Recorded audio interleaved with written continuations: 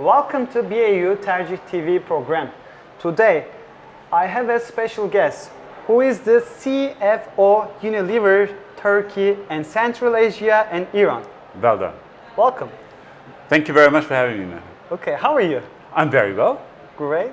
We are super happy to, hosting you here. No, thanks for having me here.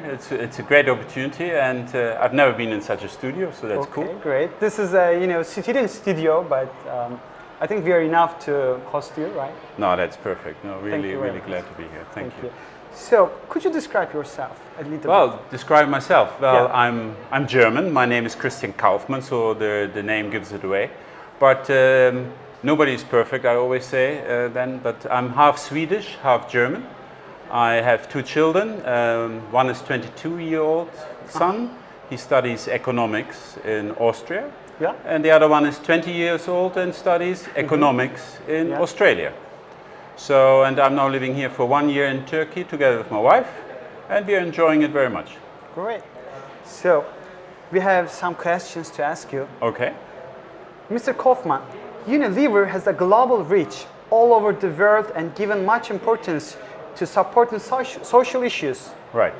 Could you please summarize Unilever approach and activities regarding social issues and sustainability? Okay, let me start first of all. I'm not Mr. Kaufmann, I'm Christian, okay? That's fine. Okay. That I might, like this more than... that might be easier as well Okay. to communicate. Okay. Being social, you asked about Unilever, what we are doing about social responsibility and what Yeah. we're doing there. Let me answer a little bit differently. If you would go to the web pages of all the big multinational companies, Yeah. in fast-moving consumer companies, I think you will see that there's nearly all companies want to do good. They want to make sure that they are not harming the environment and so on. But what makes Unilever different, I think, than some of the others is that we have made a firm commitment to regarding the implications our production has, our value chain has on the environment. Yeah. So we are auditable about that. And we want to make sure that we are not, let's say, reducing the planet more than we have it. Great. Now, what we do is, for example, in Turkey, we want to make sure that more young people find jobs. Yeah. And we want also to see that there is more equality in the workplace. So we want to see also women more enhancing in jobs. Yeah. So we are working there with a lot of our suppliers, with a lot of our companies we are working with to develop that. Yeah. So we want to create a better environment there, specifically in Turkey. Yeah. This is an important issue, environment and human rights. You give them some positive advantages, right? Right. No, I mean, there's a small things that started a few years ago when we started. So I'm still very proud that all our factories are zero landfill. What does it mean? You don't dump the dirt or the waste into the ground. And I was quite shocked to see how many others are still doing it. And by doing that, then you destroy land. So that's not so good.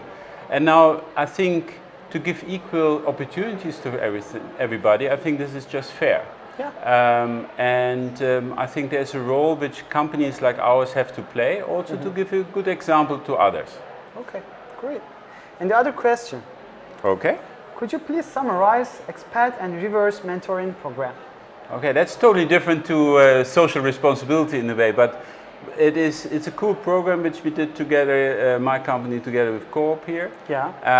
And what it gave me is that I had an opportunity to meet some of the students, which helped me in settling into the Turkish society, let's say. Yeah. They explained me a little bit the ways of living, how they live, how they see the world. And suddenly I found myself that somebody in the age of my son was telling me what I don't do right and what I should think differently. And because it was my mentor, Yeah. I treated him, I think, with a little bit more respect than I treat sometimes my children. So that really formed a nice relationship, and I think it was a wonderful experience for me. And I think it opened my eyes for a total different area of the society as well. And I think there are more than advantages than you to the student side. If you ask them, we had a lot of programs here to the COOP students, Right. and they are explaining what they feel, what they learned from you, from your colleagues who's coming here and teaching something. and sharing experience, students and mentor and the like you managers. Yeah. But it's interesting that you say, because I didn't realize it initially that it is probably for the students something special. I felt very special. Really? But cool. then my reverse mentor came to my office and so on. I could see that I could see the other colleagues in the office and said, "Who is that? Why is this young guy going and sitting with the boss?" and so on. So I could see there was a little bit of jealousy around. Why really? does people have a little bit more access probably? Okay. So, but I also saw that the mentors, I feel they felt they got also something out, because Definitely. they realized they saw part of a life they probably have not seen, how I see some topics. Yeah. And I think it's also an interesting experience to have to deal with a foreigner from their angle. Mm-hmm. So, but for me it was fantastic to see how people communicate, what type of media they use, what is on top of their mind. Actually. Yeah. Because thinking mentality, generation is changing fastly. Exactly. So things go so fast now, and yeah, it's really cool stuff. And I'm a big ambassador for that in our offices. I believe reverse mentoring is a way to go, and we can learn much more across this age gaps, but also hierarchy levels. I think we should be much more open in our ways of working. Actually, my next question was, what were your gains from this program? But you already said something. Yeah, no, that's right. I mean, it's just that you open up to all aspects of different thinking. I mean, it widens your horizon. I mean, it's a good slogan of a favorite Turkish brand. But when you look at it, it's quite impressive how it gives you a different perspective. Mm-hmm. But it is so interesting to hear what are the dreams of a young person which you hardly know, and you realize that there is a lot of commonalities across generations. Okay, and this mentoring program is the first program in Turkey in whole universities. BAU and KUP started this. Yes. So, what do you think about it? This is a vision. This is a feature. I think you pointed out it's the first in Turkey, but I have to say I talked to a lot of my friends in Germany or other countries, and I explained to them, I have this mentoring, and they all found it interesting. They all wanted to learn. Yeah. And I think it is not that common somewhere else either. So I think it's not only one of the first in Turkey, but it's one of the first in a lot of countries. Yeah. And they all wanted to understand more about it. And so I think this is definitely exciting, and you should experiment. You should try out stuff. Great. So it's good. And actually, I'm hosting you to ask you and ask your company, but this is not in the list I need to ask, but I'm just curious about it. How do you describe KUP? So, what do you think about it? Yeah, KUP. I think KUP is a cool organization. Yeah. Which brings together students and people outside university to develop together something. Yeah. And I find it's like a docking station you have this wonderful campus here, very lively and so on, but it is an ecosystem on its own. I think KUP gives an access point for others to dock into this ecosystem and enrich it. Mm-hmm. But it gives a energy, but you can take it out as well. But it is quite amazing when I see KUP how many relationships that more than 2,000 actually. Excuse me? More than 2,000 companies. Yeah, they're related. Exactly. It's amazing. I mean, when it's just an amazing network which is created, and the students have. I hope everybody knows what asset they have here on the ground floor. Yeah. So because I had never had it in my university, and I think seeing my son's university, I can't see something similar. Yeah, so great. It's good. Thank you very much for replying my questions. As a senior level manager, what are your recommendations to university students for their future business life? How can they create difference? That's an interesting question. I mean, I told you that I have children which are 2022, so they are also at the time of their life where they have to apply for internships or for certain things, where they're looking for jobs or whatever. And it's not easy. And there is quite a market out. So let me give you a few points. So I think one is people should try to have a full life, I hope students have that all, but they should also make sure that it's meaningful. So it's not only academics which counts. Academics are important. But not everything. Not everything.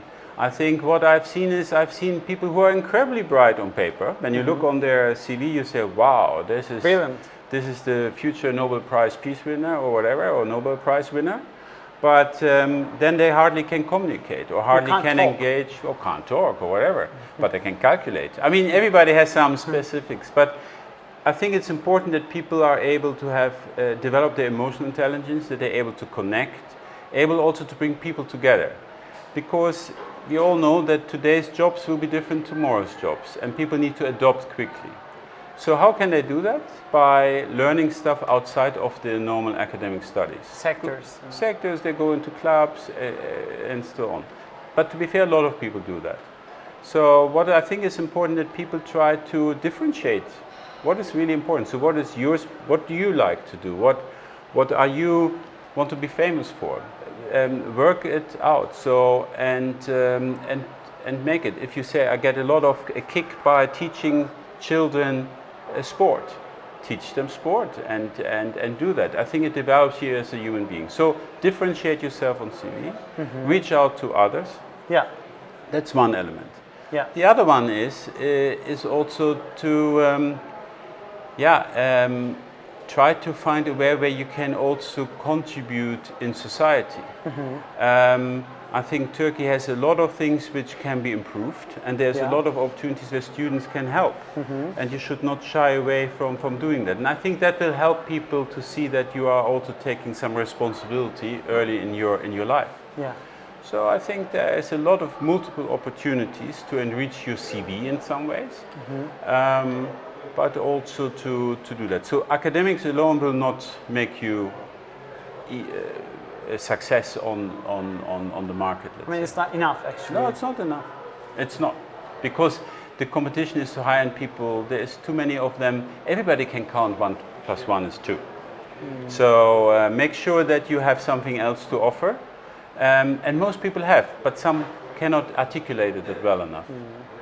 And what about the teamwork, importance of the teamwork, or some people is single. They're just studying hard and gaining some good marks, but no social relations, no teamwork, no student clubs, no hobbies, no sport.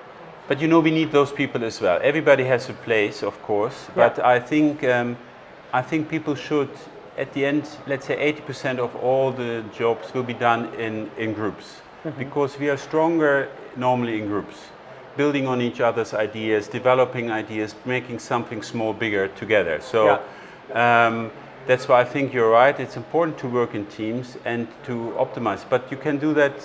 So people who struggle sometimes, they should, but they are good in sports, go into sports, do team sport.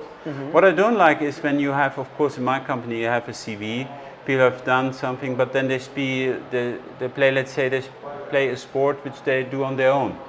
So not in a team or so on, then you always say, so why are you doing that? It's not a problem, but I think people should be able also to articulate it. You have to manage it, what you like, what you do. Exactly, but there's so many things, so I think first of all, students should have a full life. They should also make sure that they do the academics. It's still important, but then there should be something more coming. Either they are socially engaged, or they do a lot of internships, or they work sometimes. So there's other things they should do. But simply only going to the beach will not help. You're right. So are you sharing these ideas with your mentor? Yes, I do. So this is the both relation, he's... Sure. No, when I talked to my mentor, we had a lot of discussion. What makes a CV stronger? What are we looking at? But on the other side, I also try to make sure that people understand when we, for example, in our company start to recruit, we are not looking for a copy of myself, because I'm the generation which is gone already. And you are Christian. I'm Christian. We are looking for a Murat, an Emre, a Zainab, or a Duygu, who are different and will be the future leaders of our company. And we are looking for different qualities they bring. And what I'm looking in personally is I look for people with edges. I don't want a person which is the same. So, for example, we recruited somebody, I was in the selection board, who was able to argue. I think this is important that we have people also who are not simply saying yes to everything. Really? In the interview? Yes, in the interview. I think this is good. I liked it in the moment. I think it was good. It was at the moment very appropriate. It was not disrespectful, whatever you want to call it. In my days, it would be a killing argument to do. But in these days, I think I'm looking for people who bring something which I don't see in my generation, because I need to get this business ready for the future. In the interview, if they tell you that I need to think about, this job, so what do you think about it? Do you think it's a good behavior, or? Well, it depends a little bit on the situation. I'm now a little bit, let's say, in general, I think it's not a problem if people, you turn into a discussion. Yeah. So I think going to an interview or assessment center in companies is an opportunity for you as a candidate also to experience the company you are in. Mm-hmm. You can see what type of values, what type of people are in front of you, and actually, do you like it? Could you imagine working with those guys? On the other side, the other side are doing exactly the same with you. Why are you there? Because they want to check you out. Are you going to fit into the team or not? And sometimes it does not fit. And if you find it out earlier, it's better for everybody. And if you say, I want to understand more, then you understand more. What I don't understand is sometimes I do an interview and let's say it's an hour schedule. Okay. Out of 40 minutes, I normally always ask, do you have any questions to me? I'm really surprised how many times people have hardly any questions. Hardly, or only one, and you can see that they're prepared for that question just to say something. But actually, I always say, listen, this is you, candidate, a unique opportunity to ask any question about a company you can have only seen on the internet, on something. Now you can ask all the questions which are maybe too difficult. And that is also for me then a view to see what type of question do they ask. But I think people sometimes think, oh, we are coming to the end of the interview, they're wrapping up in their mind already and they are done. So I think it's a give and take. I see.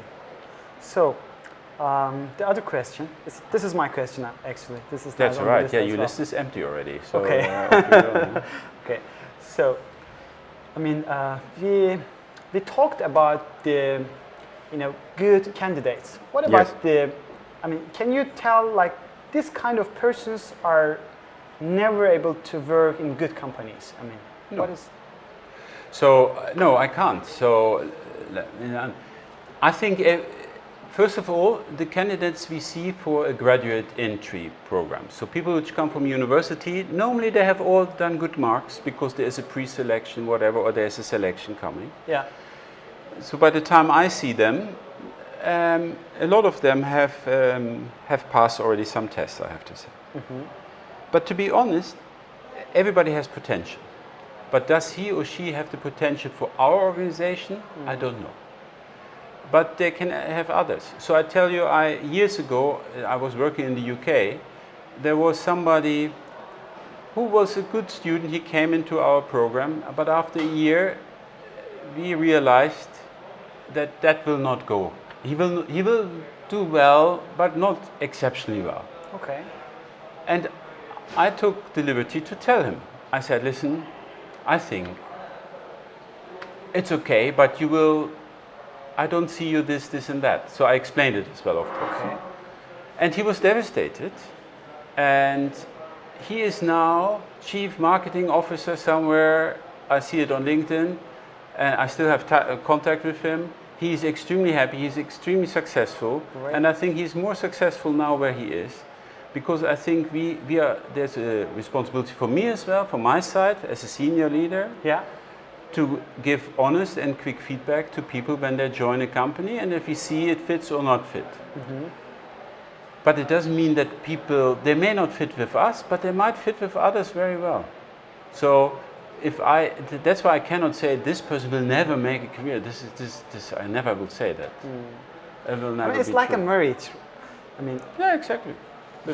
Sometimes it works, and sometimes it works with other ways. So I mean, yeah, it is like in a way you're right. Yes. Okay. So that's there. We didn't speak about the Unilever, company system. I mean, the company, how to say, social issues that much. Yeah. So could you explain us a little bit more? Sure. about- Yeah. I can explain a bit more there. I didn't want to go too much into Unilever because to do a We want sales to. We want but to. so Unilever is a FMCG, so fast-moving consumer good companies. We are producing products which you're using daily, either food product or personal care products like a deodorant, shampoo. We're also we are producing ice cream. Algida is one of our main brands, and then we have of course tea with Lipton and a few others in that space. So we have quite a big portfolio across across FMCG, and probably I would say everybody who is listening to that, or yourself, I would find in your household at least one product which is from us. Yeah. I would be surprised if not. Algida, I mean. Yeah, statistically everybody has at least one. Yeah. So that's quite cool, but it has also a way that we have a touch point with a lot of people. And what we try to do is also, we believe that people should be in organizations with a purpose. So I have my purpose. Unilever has a purpose, socially responsible and driving also growth, of course. Yeah. But also some of our brands have a purpose. So I've tried to summarize it. We have a product which is Domestos.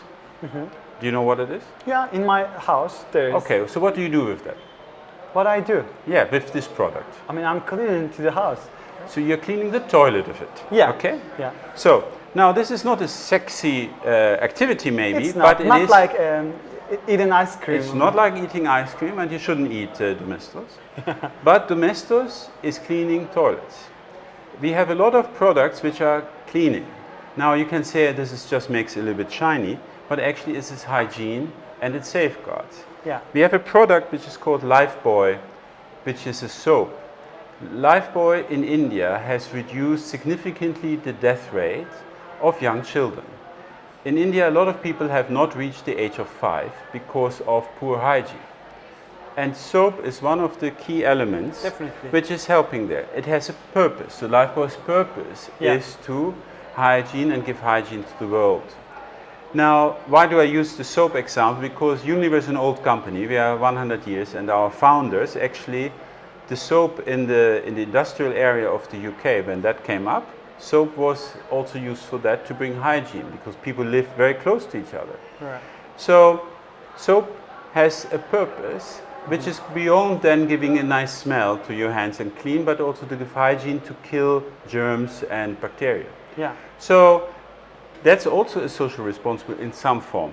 So each of our brands is doing that. And what we see it, social responsibility is good for business as well, because the brands which have a purpose and we communicate it well are also selling better. So there is a give and take there.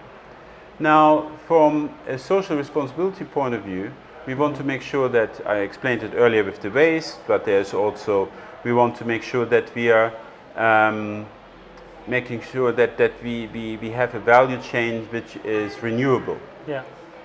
So green energy and stuff like that. In some countries, that's the focus area. It depends in which countries we operate. So we have a huge responsibility, and I think Unilever is a good example how they're driving it forward. And if I look on also, if you read some of the analyst report, you're talking to the CFO, but if you look on analyst reports as well, we are being also praised for this. And this makes a difference of this company to other companies. So that's good. I mean, one of the aim of this company is helping to the people, better life, better environment. Exactly. No, yeah, you're absolutely right. So we are trying to make every life counts. Yeah. And make it a better life for everybody. Okay. Do you have any good ice cream projects in Algida? I'm kidding. Yeah. Wait. I mean, this season is amazing. We just launched 5 new SKUs during the last 4 weeks. So if you go to summer holidays somewhere, you should see them in the cabinets. Okay. But for next year, you will be amazed what is coming. Really? So yeah. Okay. Very good. Thank you very much. Thank you. So would you like to add something about, we didn't talk, you know? No, I mean, I can only say that people should enjoy their studies. Yeah. They should, what I want that people are also arguing with what you should learn also at university is also to have good debates. I hope you have them. I hope you are able to articulate problems in a good way. You learn to frame issues. Yeah. So go beyond purely the academic scores. That's probably the key message I want to leave. And then I think we will see great candidates also coming from this for companies like ours. So good informations for the students. Thank you very much. Thank you very much. Kind of secrets, because you're in the sector and you're the senior leader, if I'm right. No, so that's important for the student side, because we are academics. I mean, we're living in the university and we're a little bit far away from the sector, and we're not thinking like you, like the other companies' leaders. So we're giving them some theories, and they're learning the real life from you and from your colleagues. Sure. No, I mean, I think that's important. That's why I think it's good that there is a connection between the business and the university at an earlier stage, rather than in the past where the university was one block, and then only later the business came. Now, by having it a bit earlier together, we can make sure that they are ready for the next step as well, that it's more fluid. And I think that makes it also so exciting for me to be here today. So thanks for that. Thanks for coming, and thanks for sharing your experience with the students. Thank you. Okay, today we had a special guest who is the CFO of Unilever Turkey and Central Asia and Iran. So thank you very much for coming here, and you can ask something from our YouTube channel, and we're gonna send an email to you, and we're gonna get information, right? Sure. Thank you very much. Good luck.